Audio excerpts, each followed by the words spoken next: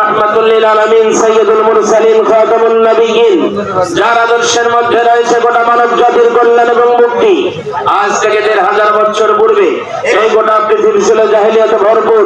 মানব জাতি আল্লাহর চিন্তনা নানা রকম দেবদেবীর পূজা করত, নক্ষত্র পূজা করত, গাছপালা পূজা করত। এমনকি মাইট ইসরাইল জর্জার মুল্লুক তার এই প্রথা যখন চালু ছিল, ঠিক সেই সময় বিশ্বনবী কোরআনের বৈপ্লবিক দাওয়াত দিয়ে গোটা নিগৃহীত মানব গোষ্ঠীকে হাত ধরে ধরে কল্যাণের পথ, মুক্তির পথ দেখিয়ে যে নবী মদিনায় মুনাওয়ারায় শায়িত আছেন, সেই প্রাণ প্রিয় নবীর উপরে দরুদ ও সালাম সকলে পড়ছি সাল্লাল্লাহু আলাইহি ওয়াসাল্লাম। সম্মানিত উপস্থিতি, আজকের এই শনি প্রতি বছরের ন্যায় মাঝখানে বিগত কয়েকটি বছর কিনা এই দেশে আল্লাহর ওলিদের আগমনে আমাদের এই মুসলিম ভূখণ্ডটা আল্লাহ পাক আমাদের উপহার দিয়েছেন। এর পিছনে অবদান হলো আল্লাহর ওলিদের। আওয়াজ দেন, কথা ঠিক কিনা? এই বাংলার জমিনে অসংখ্য আউলিয়া একত্রিত হতে পেরেছি, আল্লাহ পাক আমাদের কবুল করেছেন।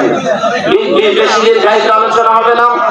কোরআন হাদিসের তুলনায়, কোরআন হাদিস অনুযায়ী আজকের এই দিনটা কতটুকু ইসলাম সমর্থিত দু-একটি কথা আলোচনা করব ইনশাআল্লাহ। সবচাইতে ভালো হতো অতিথিরা চলে গেছে নাকি?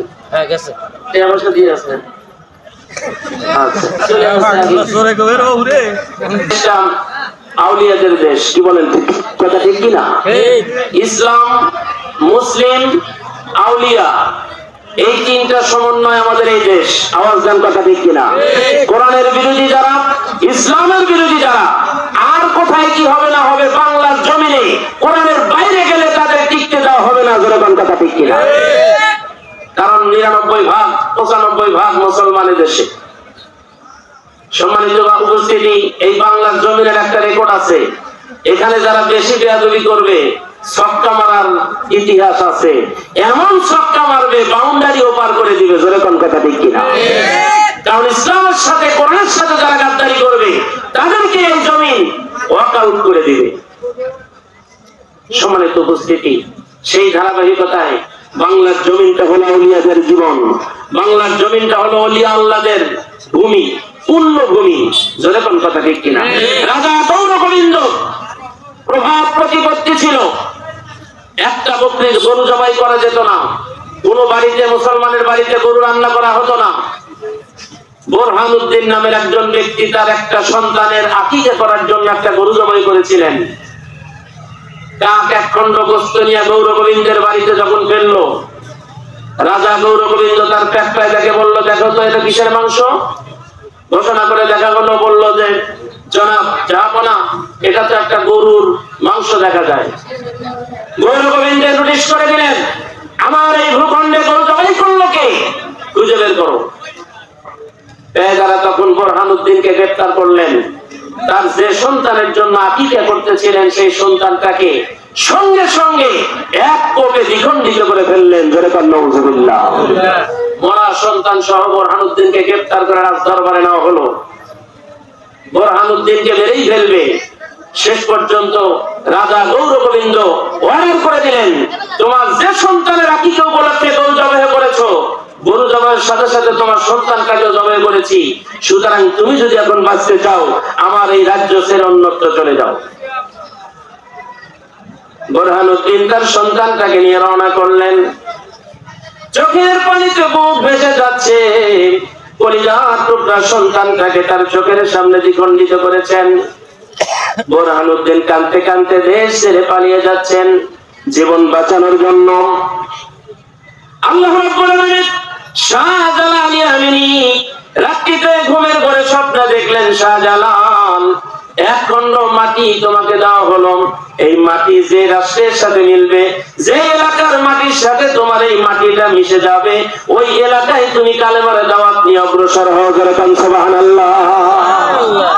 শাহজালাল ইয়ামিনী রাহমাতুল্লাহ আলাইহি তার অনুচরদের নিয়ে, সাথীদেরকে নিয়ে রওনা করেছেন। সোজা পূর্ব দিকে ভারতীয় উপমহাদেশের দিকে তিনি রওনা করতেছেন। আস্তে আস্তে আস্তে আস্তে সিলেটের জমিনে যখন তিনি এসে পৌঁছে গেছেন, আল্লাহর ওলি শাহজালাল রাহমাতুল্লাহ আলাইহি তার অনুসারীদেরকে বলতেছেন, স্বপ্নের মাধ্যমে যে মাটিটা আমি পেয়েছি, ওই মাটিটুকু আমাকে দাও তো দেখি, এই মাটি কোন ভূখণ্ডের সাথে মিলে যায়। রাস্তার মাঝে বোরহানউদ্দিনের সাথে দেখা। তুমি কে গো? চোখের পানি ফেলে কাঁদতে কাঁদতে চলে যাচ্ছ, তোমার নামটা কি, পরিচয়টা কি? আল্লাহর বান্দা বুরহানুদ্দিন ডাক দেয়, তোমরা কে গো? জানি না, একমাত্র মুসলমান আমি। আমার কলিজার টুকরা সন্তানের আকিকার জন্য আমি একটা গরু জবাই করেছিলাম। তার পুরো ইতিহাসটা শাহজালাল ইয়ামিনী রাহমাতুল্লাহ আলাইহি জানিয়ে দিলেন। শাহজালাল রাহমাতুল্লাহ আলাইহি ডাকতে বলতেছেন, লোকেরা আমার এই মাটি কোথায় মিলবে না মিলবে এটা আমার বিষয় না। যে মুসলমান অত্যাচার করে দেশ থেকে তাড়িয়ে দিচ্ছে, আমার প্রথম অভিযান হবে তার বিরুদ্ধে। জোরে কান সুবহানাল্লাহ, লিল্লাহি তাকবীর। যুগে যুগে প্রত্যেকটা আউলিয়া ইকরাম, আল্লাহর ওলিয়া এদেশে যুদ্ধ করে ইসলাম প্রতিষ্ঠিত করেছে। শুধু মাজার পূজা করলে হবে না। জোরে কোন কথা ঠিক কি না? মাজার পূজাতে লেগে গেল। আমার ভাইরা জানেন, আমরা মুজাদ্দিদ আল-ফিসানি রাহমাতুল্লাহ আলাইহির ইতিহাস পড়েছি। মুজাদ্দিদ আল-ফিসানি সম্রাট আকবর শ্রীলঙ্কার প্রতিদ্বন্দ্বী। কি বলেন কথা ঠিক কিনা? সম্রাট আকবর কি হিন্দু? মুসলমান। কিরকম মুসলমান? একেবারে গোলালু মুসলমান। হিন্দুদের সাথে তার মতানৈক্য একাকার করে ফেলেছিলেন, দ্বীন ইলাহি চালু করেছিলেন। তিনি বলেছিলেন যে ধর্মের ভিতরে কোনো বাড়াবাড়ি নাই, তোমার যা ইচ্ছা তাই করবে, আমার যা ইচ্ছা তাই করব। হিন্দু ধর্ম আর মুসলিম ধর্ম একাকার করে। নাউযুবিল্লাহ। মুজাদ্দিদ আল-ফিসানি রাহমাতুল্লাহ আলাইহি প্রতিদ্বন্দ্বী ছিলেন সম্রাট আকবরের। সম্রাট আকবরকে তিনি দ্বিতীয় কণ্ঠে ঘোষণা করলেন, মুসলমান নাম ধারণ করার পরে তুমি খেয়াল মতো খুশি মতো যা ইচ্ছা তাই করবে, ইসলাম তোমাকে এটা অনুমোদন দেয় নাই। সম্রাট আকবর তাকে আমন্ত্রণ করলেন, তুমি আমার দরবারে আসো, তোমার সাথে আমি কথা বলবো। মুজাদ্দিদ আল-ফিসানি, আজকে মুজাদ্দিদি তরিকার লোক সারা বাংলাদেশে অভাব নাই। ধরে কোন কথা ঠিক কিনা? অসংখ্য খানকা আছে মুজাদ্দিদি তরিকার। মুজাদ্দিদ আল-ফিসানি রাহমাতুল্লাহ আলাইহি সম্রাট আকবরের দরবারে যাচ্ছেন। সম্রাট আকবর তখন এমন একটা গেট তিনি তৈরি করেছেন, যে গেট দিয়ে ঢুকতে গেলে মাথা নত করে ঢুকতে হয়, যাতে করে তার মাথাটা সম্রাট আকবরের দিকে একটু ঝুঁকে পড়ে। মুসলমানরা আল্লাহ ছাড়া কারো কাছে মাথা নত করে? জোরে বলে মাথা নত করে? সম্রাট আকবর এই নিয়ত করে যখন সুন্দর করে একটা গেট বানিয়ে দিলেন, মুজাদ্দিদ আল-ফিসানি রাহমাতুল্লাহ আলাইহি গেটের কাছে গিয়ে লক্ষ্য করলেন, এমন একটা গেট বানানো হয়েছে, এই গেটের ভিতরে ঢুকতে গেলে আমার মাথাটা নত করতে হবে। সম্রাট আকবর মর্দে মুজাহিদ তখন তিনি পিছন দিকটা গেলেন, পাছাটা সামনে দিলেন। সুবহানাল্লাহ বলেন। ঢুকতে যদি আমাকে হয়, তাহলে আমি মাথা আগে ঢুকাবো না, পাছা আগে ঢুকাই দেব। কারণ যার ভিতরে দিন নাই, যার ভিতরে কোরআন নাই, সে সম্মান পাওয়ার যোগ্য না। করে কোন কথা ঠিক কিনা? মুজাদ্দিদ আল-ফিসানি রাহমাতুল্লাহ আলাইহি পিছন দিক ঘুরে পাছাটা আগে, বাম পা আগে ঢুকাই দিলেন। সুবহানাল্লাহ বিহামদিহি। সম্রাট আকবর থরথর করে কাঁপতেছেন, রাগে অগ্নিশর্মা। তার লোক পেয়াদাদেরকে নির্দেশ দিলেন, তাকে গ্রেফতার করো। এত বড় স্পর্ধা, একটা রাজ দরবারে ঢুকতে গেলে সে আদব জানে না। মুজাদ্দিদ আল-ফিসানি ডাকটা বলতেছে, সম্রাট আকবর আদব তুমি আমাদের শিখায়ও না, কারণ মুসলমানদের ভিতরে সবচাইতে বড় আদব আছে। ধরে কোন কথা ঠিক কিনা?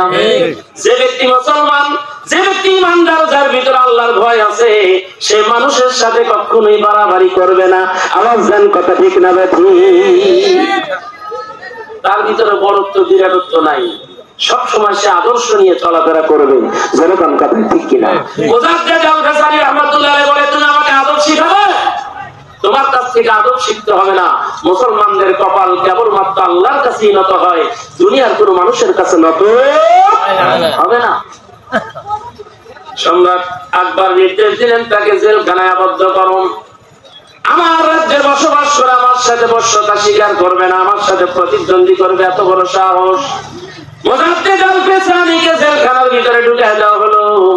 আর প্রস্তাব পাঠিয়ে দিলেন, তুমি আমার আদর্শের সাথে মিলে যাও, এখনই তোমাকে জেল থেকে বের করে দেওয়া হবে, এই দেশের একজন সম্মানিত আসন তোমাকে দেওয়া হবে।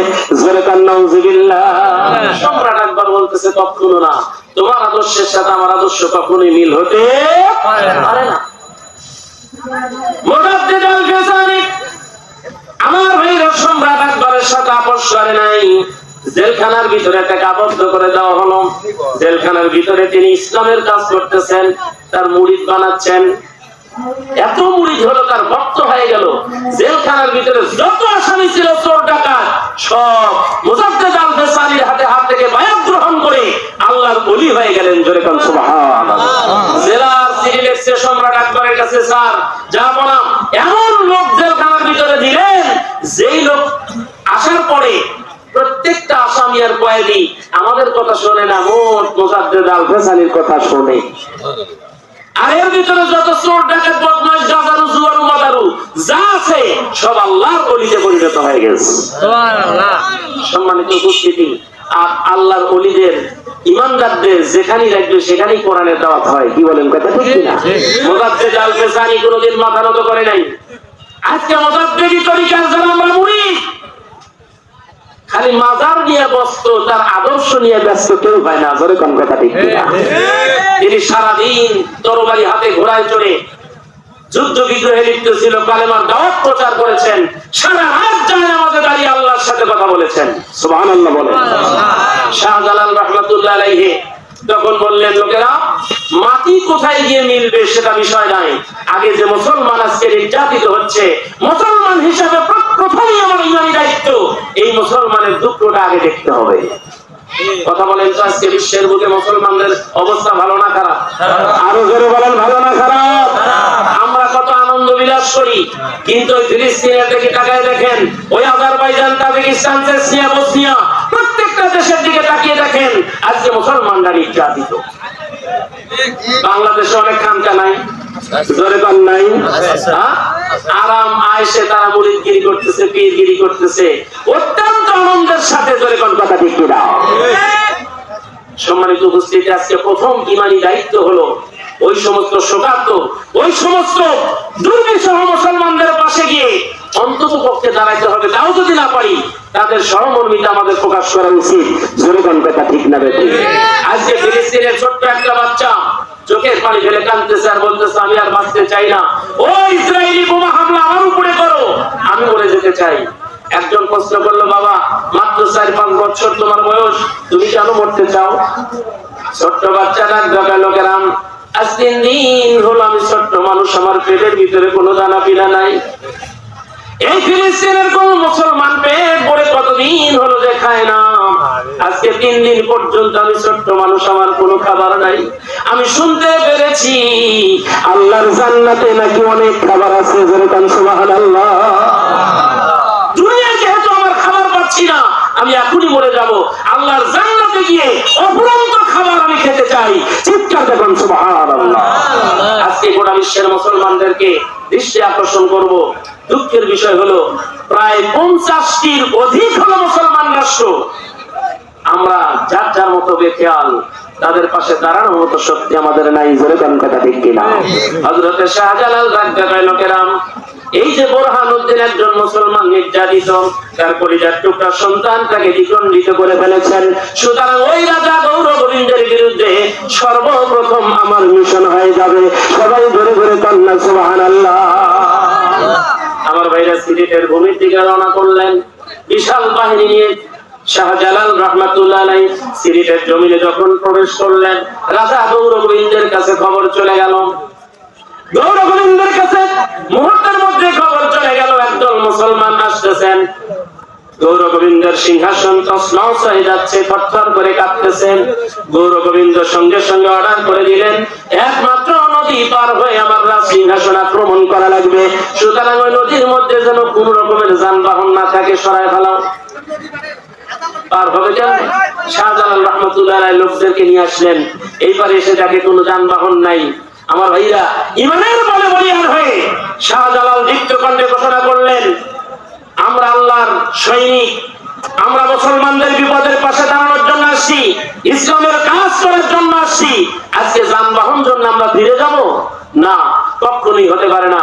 আল্লাহর উপরে পূর্ণ আস্থা এবং বিশ্বাস রেখে যখন তিনি আযান দিলেন, একটা মাত্র আযান, আযান দেওয়ার কারণেই গৌর গোবিন্দের সিংহাসন থরথর করে কাঁপতেছে। চিৎকার দেখুন সুবহানাল্লাহ। আল্লাহ রাব্বুল আলামিন অর্ডার করে দিলেন, জিবরাইল ওই নদীর ভিতরে যত কচ্ছপ আছে আর কুমির আছে ওদেরকে জাগায় দাও। আমার এক একটা মুসলিম সৈনিককে তাদের পিঠে আরোহণ করে গৌরগোবিন্দের রাজ সিংহাসনে পৌঁছায় দিবে। জোরে জোরে বলেন সুবহানাল্লাহ। সম্মানিত হাজিরিন, আল্লাহর সৈনিক যারা হয় তারা সাহায্য কে করেন? জোরে বলেন কে করেন? মুসলমানদের দায়িত্ব হলো একটু নামা, সাহায্য করবে আমার আল্লাহ। ইন্নাল্লাযীনা আমানু